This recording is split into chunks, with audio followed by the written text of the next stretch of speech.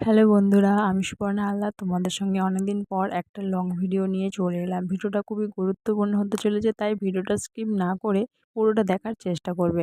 এখন তোমরা সোশ্যাল মিডিয়ায় দেখতে পাচ্ছ viral Kaikhali, new viral Kaikhali. এই কৈখালি যেতে হলে তুমি জয়নগর, বারাসত, ঢাকি হয়ে আসতে পারো, বাসে বা ট্রেকারে, সেটা তোমার ইচ্ছা।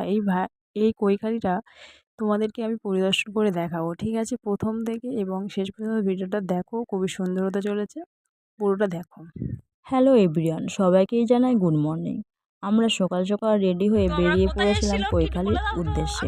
27শে ডিসেম্বর। এটা কৈখালি নদী, দেখো কতটা বড় এবং এর গভীরতা অনেক। এবার তোমাদের দেখাবো কৈখালির জেটিঘাট। এখানে বিভিন্ন নৌকা ও লঞ্চ বাঁধা আছে, যারা টিকিট কাটবে তারা লঞ্চে করে ঘুরে আসতে পারবে। এটা হলো আমাদের বাড়ির কচি ফুচকে একটু আইসক্রিম খাচ্ছে, আমি তার সাথে ভিডিও করে নিলাম। এবার দেখাবো আমার দুটো বৌদি ফটো তুলছে। তারপরে চলে আসি এই জেলেদের কাছে। দেখো জেলেরা কত কষ্ট করে মাছ ধরে নিয়ে এসছে, সরি মাছ না, ফুল চিংড়ি আছে এতে। এবার কৈখালি আশ্রমটি তোমাদের দেখাবো, চলো। কৈখালি আশ্রমে প্রবেশ করে গেছি।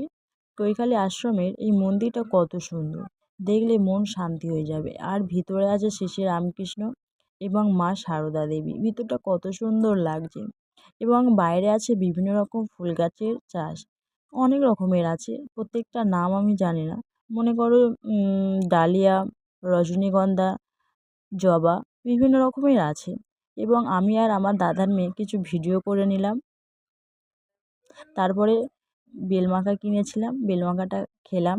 বেলমাখাটা খুব টেস্ট, দাম ছিল 50 টাকা। তারপর ওকে জিজ্ঞাসা করলাম কেমন খেতে, সে বলছে খুব সুন্দর খেতে হয়েছে।